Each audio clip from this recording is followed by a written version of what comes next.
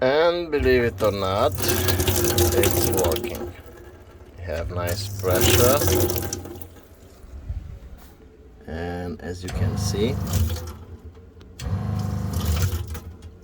it starts, it stops now. The other one didn't stop when you stop the water.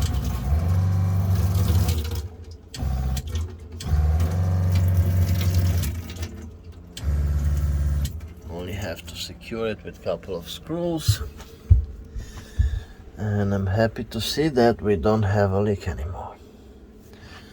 As much as I can see. The best way to look for a small leak, as I learned from an old plumber, is this guy. Regular toilet paper. You're just gonna have it under the fitting, whatever fitting you have with water, and then if you will have a leak, you will see it. But there is no leak in here. And I have been working on this connection, and as you can see, there is no leak. And now I'm gonna drop it in the water a little bit, and there you go. You can see,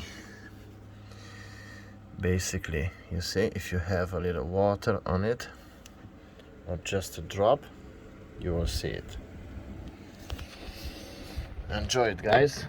This is a 2655 Bayliner, and we just replaced the beautiful fresh water pump.